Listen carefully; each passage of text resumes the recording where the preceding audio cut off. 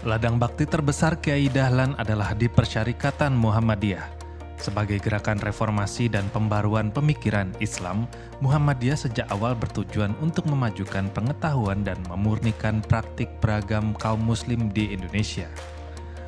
Muhammadiyah adalah bentuk respon Kyai Dahlan atas situasi yang tidak menguntungkan yang dialami kaum muslim Indonesia. Dunia Islam tengah goyah. Imperium Turki Utsmani mulai rapuh.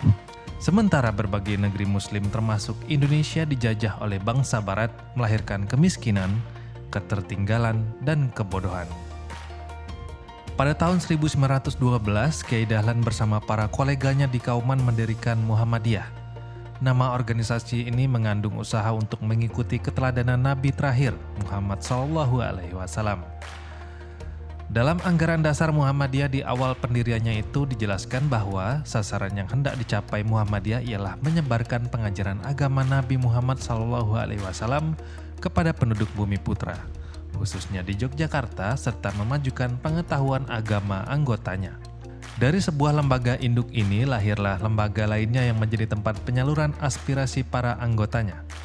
Antara lain, Aisyah pada tahun 1919, dan Pathfinder Muhammadiyah yang kemudian menjadi Hizbul Wathan pada tahun 1921.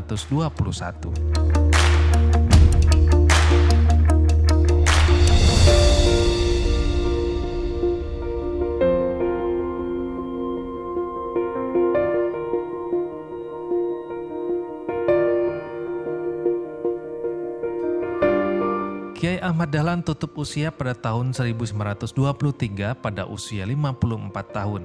Ia dimakamkan di Kampung Karakajan, Yogyakarta. Meninggalnya Kyai Dahlan bukanlah akhir dari organisasi yang ia dirikan. Walau telah lama wafat, legasi Kyai Dahlan masih terus hidup bahkan kian maju. Angka-angka berjumlah besar dengan jangkauan geografis yang luas, kini lekat dengan institusi pendidikan dan sosial yang dikelola oleh Muhammadiyah. Mulai dari TK, SD, SMP, SMA, pondok pesantren, universitas, hingga klinik dan rumah sakit. Satu gagasan yang menjadi acuan dan kemudian menjadi pemandu langkah itu mungkin seperti tadi bisa dibaca. Jadi kalau dari Surat Al-Maun ya, lalu kemudian itu bisa dirangkai. Lalu kemudian dari kesaksian Dr. Sutomo, kemudian dari asas PKU. Mungkin orang-orang Muhammadiyah sekarang saya belum memperoleh komentar ya, karena saya yang pertama kali melontarkan dan saya yang pertama kali menemukan. Asas PKU itu begini. Muhammadiyah mendirikan panti asuhan, mendirikan rumah sakit, mendirikan sekolah, mendirikan organisasi itu bukan membantu orang ya, yang memerlukan, bukan dengan maksud untuk mengubah mereka yang tidak Islam menjadi Islam, yang Islam tapi bukan Muhammadiyah menjadi Muhammadiyah, bukan, sama sekali bukan. Semuanya dilakukan demi kemanusiaan. Sebuah organisasi pada awal mula berdiri dan kemudian bisa membesar, satu, ada orang yang mendukung. Yang mendukung itu adalah orang yang paling dekat. Orang yang paling dekat apa? Tentu keluarga. Dan kedua adalah dengan keikhlasan. Karena kalau tidak di awal, tidak didasari dengan keikhlasan atau ketulusan untuk membuat organisasi, begitu para pendiri, para keluarga meninggal, maka akan habis. Yang terjadi adalah rebutan apa yang ditinggalkan.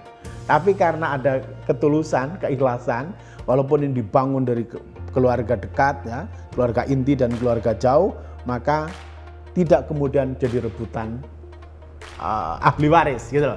Tapi kalau tidak ada tentang keikhlasan dan ketulusan, dugaan saya akan terjadi perebutan para ahli waris. Inilah warisan Ahmad Dahlan, bahwa membuat organisasi, membuat gerakan harus ikhlas, sekalipun itu dimulai dengan saudara-saudaranya sendiri atau keluarga sendiri. Gitu. Apa yang diwariskan Kyai Ahmad Dahlan, bahwa membuat dulu awalnya membuat sekolah di halamannya sendiri, lalu kemudian di rumahnya sendiri, lalu di masjid, lalu kemudian di halaman keraton, kemudian membuat panti yatim, ya, diawali oleh Kiai Suja, lalu kemudian membuat rumah sakit, waktu itu panti klinik. Saat ini sudah sesuai dan bahkan sekarang berkembang luar biasa. Tadi seperti saya katakan, seandainya tidak ada warisan keikhlasan yang diwariskan ke Ahmad Dahlan kepada Muhammadiyah, maka amal usaha yang sekarang ada, baik itu rumah sakit, sekolah ataupun panti asuhan dan panti yatim, itu akan menjadi hak milik para keluarga yang disebut ahli waris. Tapi karena diserahkan kepada organisasi bahwa rumah sakit, sekolah, perguruan tinggi, ataupun panti asuhan, ataupun panti yatim itu adalah milik organisasi persyarikatan. Karena itu sebetulnya kalau boleh dikatakan warisan Ahmad Dahlan adalah memperkaya persyarikatan, bukan memperkaya diri sendiri. Itu hebatnya. Kini sudah hampir seabad Kiai Dahlan